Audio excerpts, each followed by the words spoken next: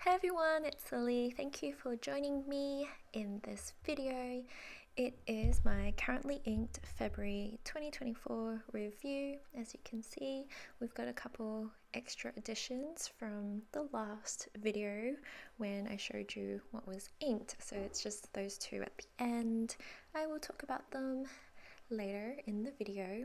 First off, we've got my Montblanc Starwalker in a fine steel nib. It is inked up with my Montblanc Mystery Black. I gave it an A+ because overall I love using this pen, but it does hard start and it's happened before. I'm not sure why. It's not really a big deal, but it is a little bit annoying, hence the minus there. So I don't have a writing sample of this, but I do have a clip coming up of what the ink cartridge looks like, and it might be hard starting because I'm using an ink cartridge. Not too sure. I did use it with a converter previously, which maybe I should try again and see how that goes. I remember that gave me inky fingers though, so I haven't been game enough to do that recently, but maybe, something to do. I've only ever inked it with Montblanc inks though, so there's the pen with the little snowflake thing at the top, which I do enjoy. It caps and works nicely. The ink cartridges as promised, and then onto the next pen, my Leonardo Momento Zero Grande in the Machacho. I cannot pronounce this, but it's a fine steel nib and it has Robert Oster's motor oil in it. I gave this combination an A.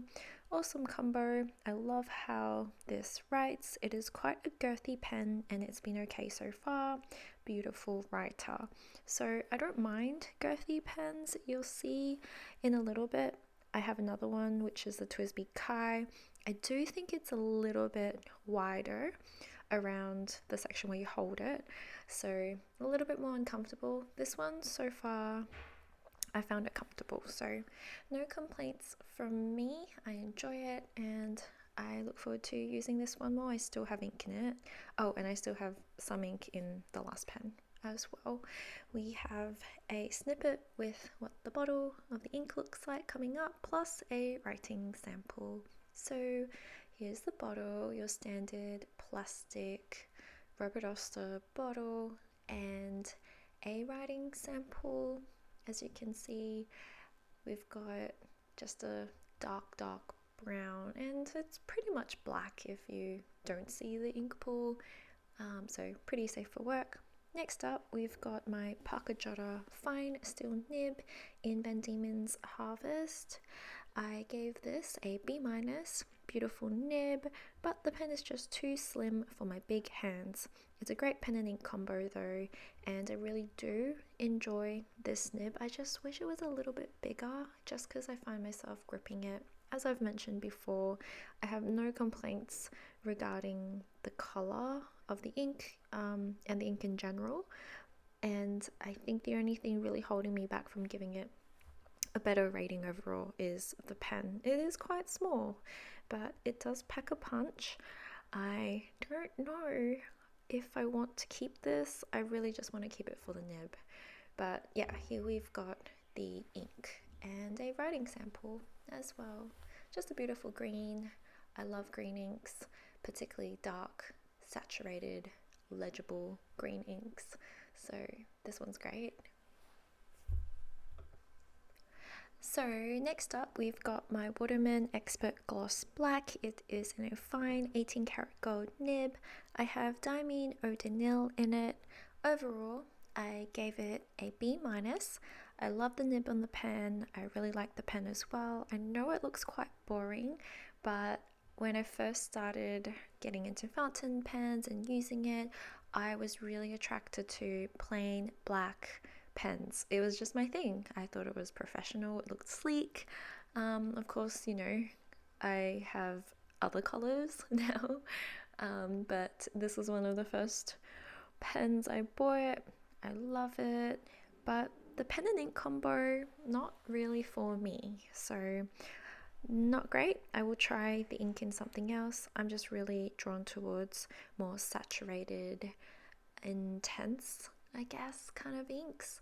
And this one, yeah, it's alright. We've got the bottle coming up here. I have an 80ml of it, and then also a writing sample as well.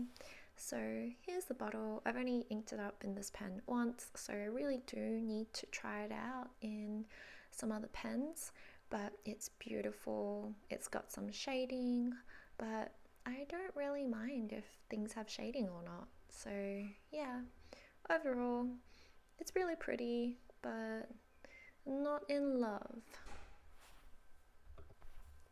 And next up, I have this TWSBI Diamond 580 in the clear or transparent. It is in a broad steel nib with my trusty Waterman Serenity Blue. I gave this an overall B. It is a reliable writer and it's a great pen and ink combo. I'm leaning more towards finer nibs now, so I've been enjoying using fines and mediums, but I had a period of time where I used broads, and yeah, I bought this in a broad. I haven't been able to change out the nib. I haven't been able to like unscrew it. I know they're supposed to be interchangeable, but not complaining. It's a smooth rider. I used it today for work and it's been great. Just, I'm not enthusiastic about it, I guess. Like, it's reliable. But yeah, it's, nice. Here's the sample. Nothing amazing about it, just a dependable nice blue. Next up we have the TWSBI Kai in a broad steel nib. It has a rose gold trim which is really pretty, and I've inked it up with Diamine China Blue. So I gave this a C minus. So if you think about the grading system I've used like C for passable, right? And with F being like a fail.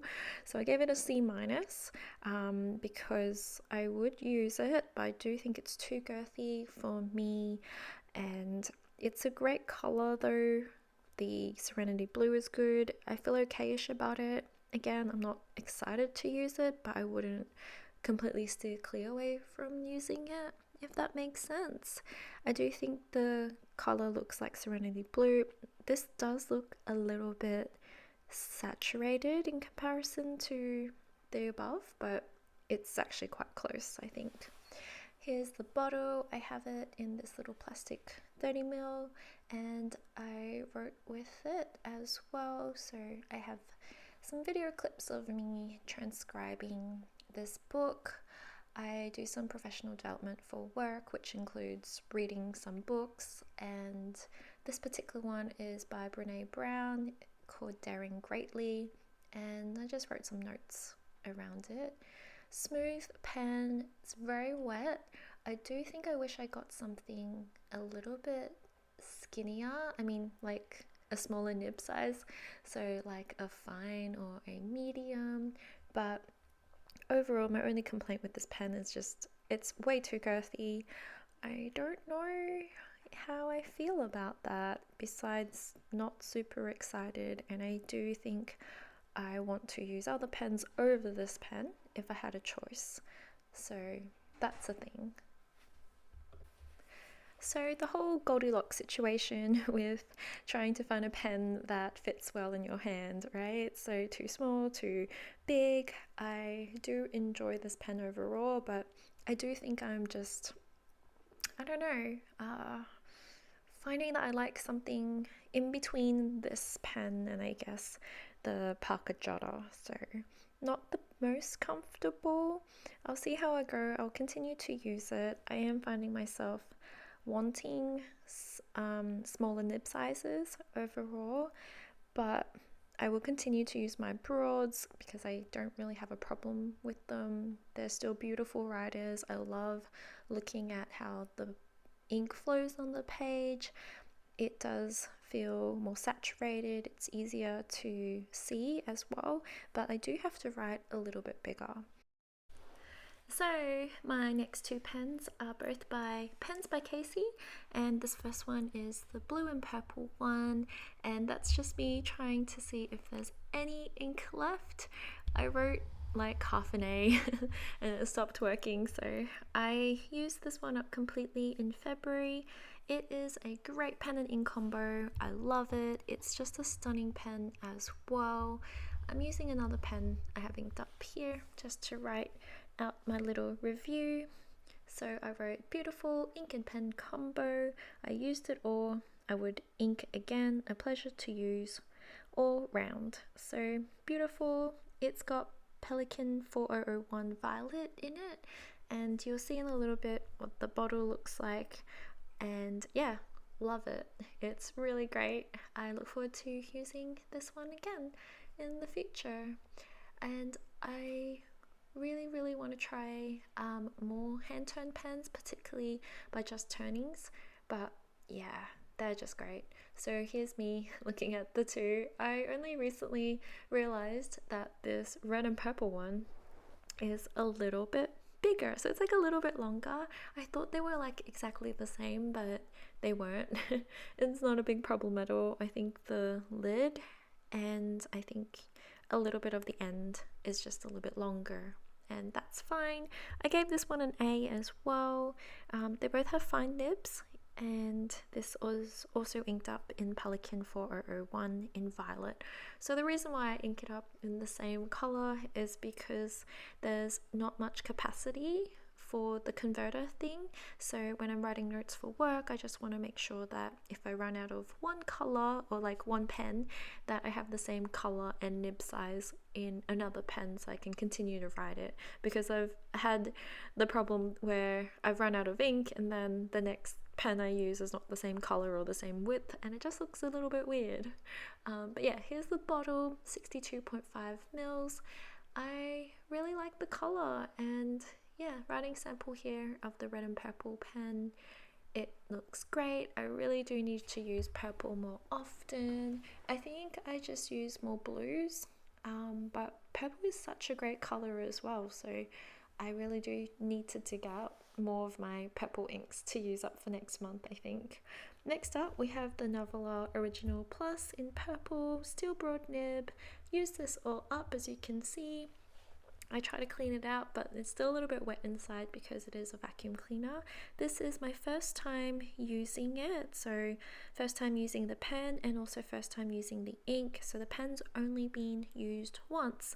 I gave it a C- because it is passable, no issues, just that I enjoyed my other pens more. It's a great color ink and I really didn't have any trouble with it. I am gravitating towards smaller nibs, as I said before, but like I still really have a soft spot for broad nibs because they lay down so much ink. Also because this ink is on the drier side, paired with the broad nib, I think it worked really well. I don't know if I will keep this pen just because I want to keep pens that are actually in the A's or the B's, and I guess ultimately A's, right? But the B's might have to do with like the pen and ink combo. So yeah, just, you know, average. It passes, but do I really want to keep things that just pass? Considering, you know, I could be using an A, but I'm using like, you know, a C-. But here is what the writing sample looks like. Next up, we have the TWSBI Diamond 580 Rose Gold 2 in a steel broad nib, inked up with Pilot Iroshizuku Hana Ikara. I was so disappointed with this. I used it today for work and yeah, it's just not for me. For work, I use A4 copy paper and it just bled really badly. I think the ink is way too wet, but then it's just not saturated enough. So I like a wet ink, but I do want something saturated so that it can be legible. I think with this one, legibility is a bit tricky. You can still, of course, read it, but when you compare it to all the other inks above, you can see that it is very light, right? So there's shading there, which you will see in the writing sample on Midori paper, but it's just not my favorite. I really don't think it's for me at all. And I guess it didn't get an E or an F because I was still able to use it for work, but yeah, just not great, not great. Did not enjoy this. Probably better for writing notes instead of like transcribing rather than writing notes. So yeah, not too thrilled about that one. And second last, we have the Lamy Safari Gloss Black. I have this in the medium steel nib, and it was inked up in Pilot Era Shizuku Ferugaki. I gave it a C minus. It was okay, nothing amazing, average pen, and it was a wet ink. So Ferugaki was a great ink. I do look forward to using it in other pens, but I just, yeah, didn't feel like that was amazing, I guess. I have a writing sample here, which looks great. I do like orange. I think it is a bit bright, but I did warm up to this orange a little bit. I don't know if I love oranges though. I did like this one, but like, yeah, maybe just too orange. I don't know. And last but not least, we have this Pelikan Sovereign M405 in the black blue in a fine 14K nib, and it's inked up with Pilot Era Shizuku Shinkai. I inked this up towards the end of February, so I don't have a review on it, but there is a bit of a story behind this, which I guess I'll talk about another day. Here is the writing sample. As you can see, there's some sheen in the pools there of ink. So yeah, I like this ink. It's great. The pen, it did give me some trouble, but yeah. Thanks for watching, everyone. I hope you enjoyed this video. Which was your favorite pen and ink combo for the month? What did you use last month? Share your thoughts, and I look forward to seeing you in my next video. Bye.